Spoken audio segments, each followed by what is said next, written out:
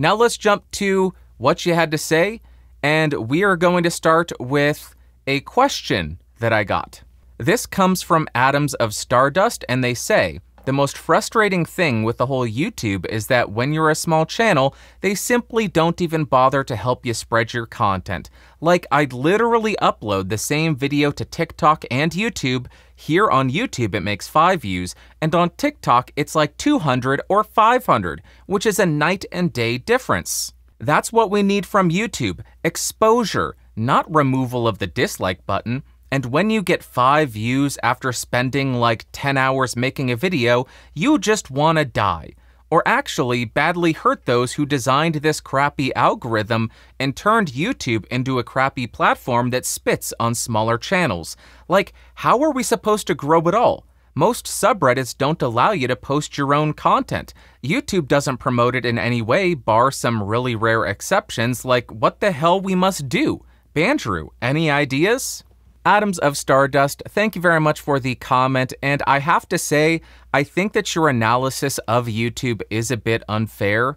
Go ahead and build a standalone website and see how much traffic automatically gets dumped onto the website. Chances are it will be 0.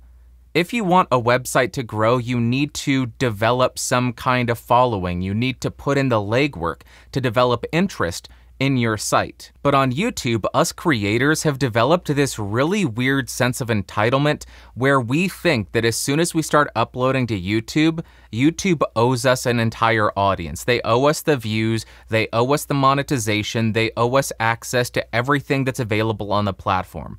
That couldn't be further from the truth. Something that I always keep in mind and have to remind myself quite frequently of, because when I see views, when I see distribution decreasing, sure, it's easy to get upset, it's easy to get bummed out, it's easy to start blaming YouTube, but then I have to remind myself, why does YouTube exist? Who is YouTube here to serve? YouTube does not exist to get me views, to get any creator views. That is not why the platform exists. What the platform exists for and what they're trying to accomplish is find videos that viewers will want to watch that will make those viewers watch more content so YouTube can serve more ads and increase revenue. That's the entire purpose of YouTube now. Maybe when it initially started, it was, hey, we just want to give a platform for people to upload content to. Maybe that was the initial plan. But it doesn't seem like that's the case anymore, and we can drag our feet, kick stones, and whine about it all we want. But chances are that's not going to change anything. So one of the best things you can do is always keep in mind why the platform exists. You may find that your views and growth on TikTok are significantly better than on YouTube. That might mean TikTok's algorithm has found your audience, YouTube's has not. So why not go ahead and invest more time and effort into TikTok? If that's where your viewers are, if that's where people are enjoying your content, why not focus on that? Just something to consider. But I will go ahead and answer your question about what the hell must we do and any ideas on growing on YouTube. I will share my thoughts, and I do want to include a disclaimer here. I am not good at growing channels on YouTube. What has worked for me on my one successful channel, chances are will not work for other people. It was of the time, at that time, specific to my experiences.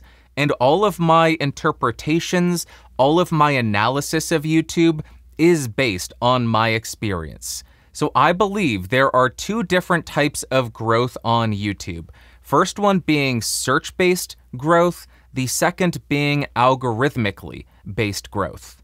As far as the search-based growth, that would be you make a video on a topic and you are hoping that when somebody searches for that topic, they find your video, they click on it and watch it. For example, Shure SM7B review and audio tests compared to Electro Voice RE20 and U87. That would be a good example of a search-based video because that is a very specific audience that's not going to be pushed out by the algorithm, and your mom and grandma and sister and brother who are into video games and quilting are going to see and say, oh my gosh, I have to watch that.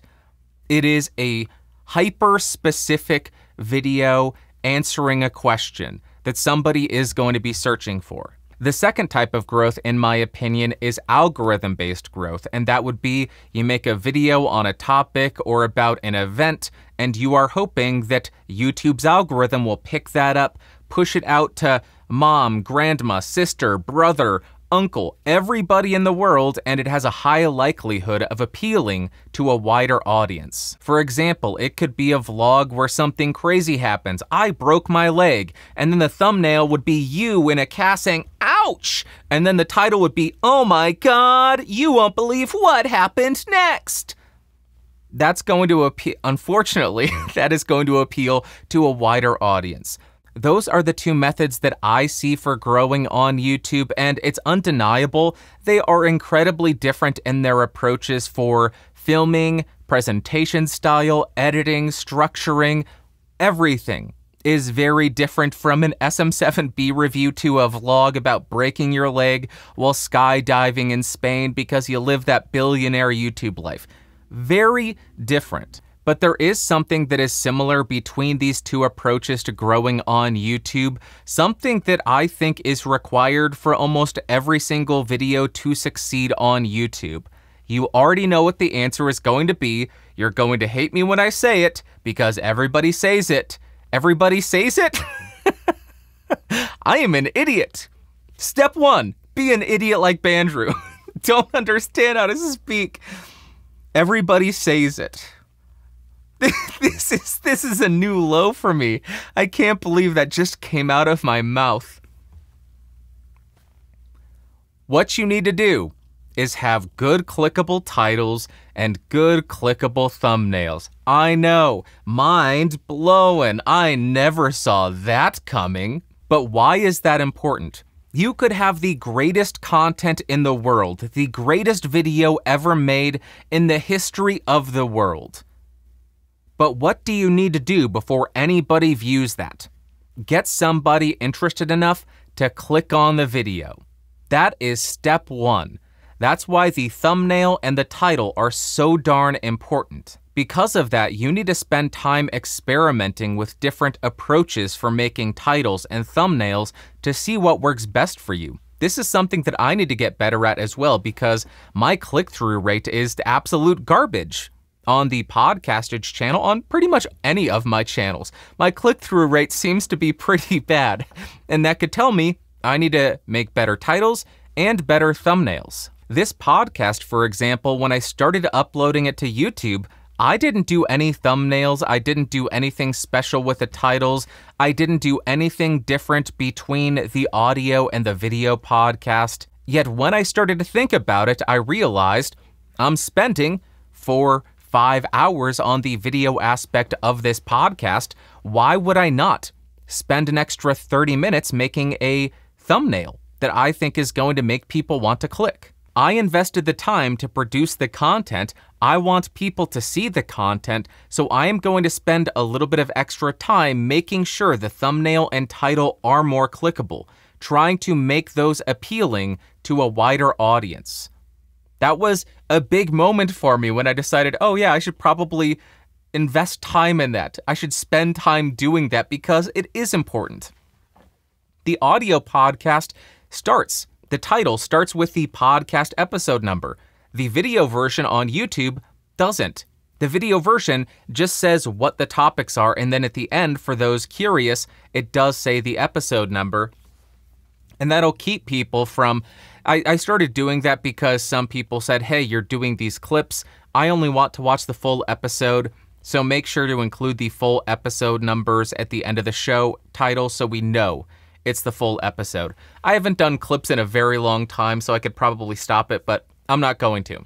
I also altered how the content is laid out between the audio podcast and the video podcast. The audio podcast has a musical intro, and then I do all of the standard announcements. Hey, you want the video version? Go to here. You want to check out other podcasts? Go to geeksrising.com. This and that and this and that. I understand. Take this with a grain of salt. I read this online. I heard somebody say this, I think. I don't know if it's true. I don't know where their data's coming from. You'll understand why I'm pointing that out. My understanding is people know within the first 15 seconds if they are going to watch your video. And that is why I now start my shows with, today we're discussing this and other stuff too. So people know exactly what they're getting into. And if any of those topics sound interesting, they're going to be more likely to stick around, as opposed to me just rambling, I'm so thirsty, I'm going to drink my coffee and drink some water. Ha ha, what a wonderful data podcast. And then 5 minutes in, I get to some content that might appeal to somebody. That doesn't have any value on YouTube. Actually, that's a wrong statement. I don't want to say that it doesn't have value, because the content could be amazing and it could absolutely have value. What I should say is it's going to be excruciatingly difficult for whoever is putting that out to try to persuade somebody, persuade a new viewer to stick around for 5 minutes of banter, to stick through 5 minutes of banter to get to why they clicked on the video. That's what I mean. That's why I changed the structure between YouTube and audio.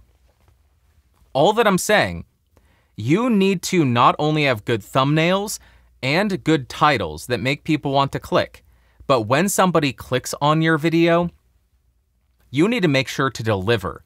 You need to deliver the content that they are looking for. If your video is titled Shure SM7B Review, when they click on the video, they better get a review, as opposed to talking about unboxing and how your day was for 15 minutes.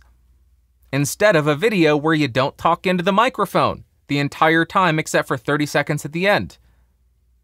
And that is why I think my channel took off initially. There wasn't anybody who was stupid enough to spend so much money on microphones to review them all. And secondly, there wasn't anybody really making reviews of microphones using the microphones they were reviewing. At least not entire channels dedicated to it.